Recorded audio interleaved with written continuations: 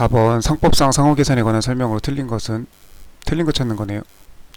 상인과 비상인 간의 상시 거래 관계가 있는 경우에 일정한 기간의 거래로 인한 채권 채무의 총액에 관하여 상계하고 그 잔액을 지급할 것을 약정으로 함으로써 그 효력이 생긴다. 이거는 뭐 맞는 거죠.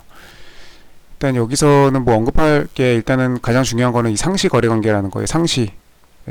가 가장 중요한 포인트가 될 거고, 상인과 비상인 뿐만 아니라 원래는 이제 보통은 상인과 상인 간에 보통 그렇게 되는데, 상인과 비상인 간에도 이렇게 상시 거래 관계가 있다면은 상호 계산을 할 수가 있다.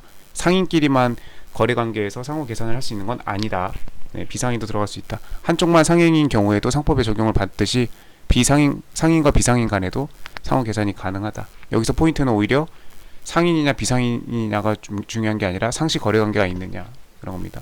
보통 상인과 비상인 간에는 이제 조문은 이렇게 되어 있지만, 예를 들면 뭐 치킨집을 하시는 분 상인이고 그 치킨집에 가서 치킨을 사 먹는 고객들은 비상인이죠. 그러면 보통 고객들은 치킨을 사 먹기만 하고 그 치킨집에다가 뭐 닭을 공급하거나 뭐 치킨 무를 공급하거나 콜라를 공급할 일이 없잖아요.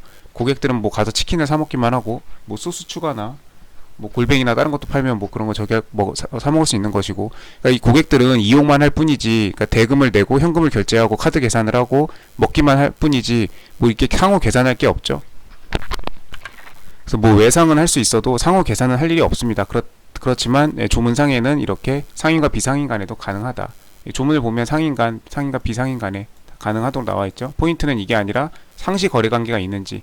상시 거래 관계가 아니라면은 상호 계산을 할 필요가 없죠. 이거는 누적해 놨다가 한 번에 퉁치자, 그런 개념이죠. 알아듣기 쉬운 말로.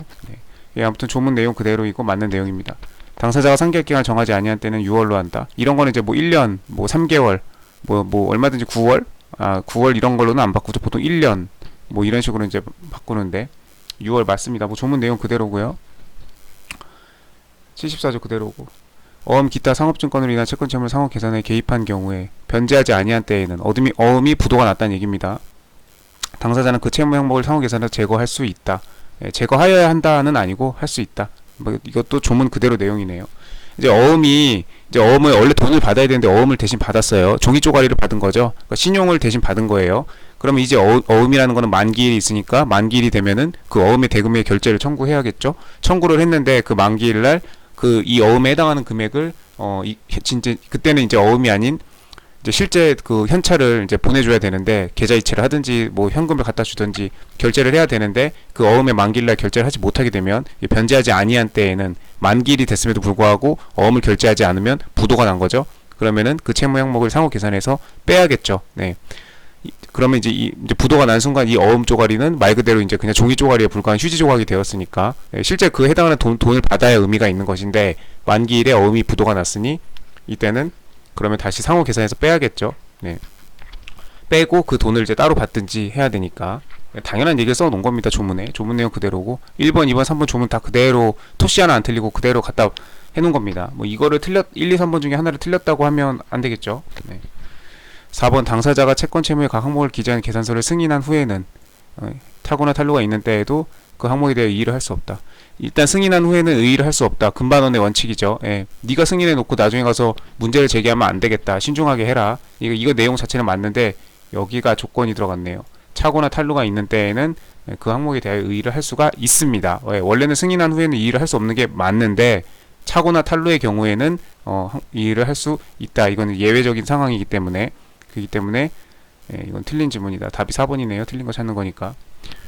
상계로 인한 잔액에 대하여는 채권자는 계산 폐쇄일 이후에 법정이자, 상사 법정이자를 말하는 겁니다. 6%로 되어 있죠. 상사 법정이자 청구할 수 있으나, 상인 간에는 당연히 돈을 빌려줄 때도 이자 약정을 하지 않아도 법정 이자를 청구할 수가 있죠. 같은 맥락입니다. 상인들은 서로 선수끼리니까. 이후에 법정이자, 민법은 다르죠. 민법에서는 민사 관계자끼리 돈을 대여할 때 이자에 대한 약정을 따로 하지 아니하면 이자를 받을 수 없습니다. 지연 손해금하고는 다른 거죠. 이자는 약정이 없으면 받을 수 없습니다. 민사 관계에서는. 하지만 상사 관계에서는 6%를 청구할 수 있다. 이자 약정을 하지 않았어도. 계산 폐쇄일이 끝났으면은 이제 서로 이제 퉁칠 걸 다 했는데, 그 이후에 잔액이 남은 사람이 있으면 그 잔액에 대해서는 이자까지 쳐서 줘야 된다, 이겁니다. 맞는 내용이고, 당사자는 각 항목을 상호 계산에 개입한 날로부터 이자를 붙일 것을 약정할 수 있다. 이건 별도의 약정을 할 수 있다는 얘기입니다. 조문 그대로의 내용이고 이렇게 되는 경우에는 이중으로 이자를 지급하게 되는 거라고 로스쿨 교수님의 책에 써 있더라고요. 그래서 이건 법정 이자는 당연히 약정이 없어도 이자를 청구할 수 있는 것이고, 그 다음에 당사자의 약정에 따라서 이자를 추가적으로 약정하는 것도 다 얼마든지 가능하다. 상인끼리이기 때문에. 그래서 맞는 내용이고 답은 4번이네요. 이거는 뭐 어려운 문제는 아니라고 보입니다. 다 조문 내용 그대로 다 긁어온 거고, 이거는 이게 지금 75조인데 각 항목의 계산을 승인한 때에는 의의를 하지 못한다. 본인이 승인했으니까 나중에 가서 딴소리 하지 말아라. 금반원의 원칙, 신뢰보호의 원칙이죠.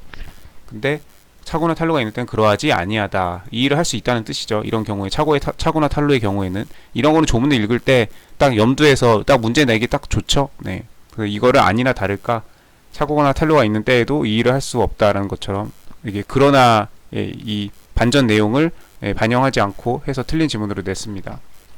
그래서 상호 계산에 있는 조문들을 그냥 순서대로 여기저기 다 이렇게 해서 이 굵은 글씨 된 부분을 그대로 토시 하나 안 틀리고 다 갖다 넣었습니다. 답은 4번이었네요.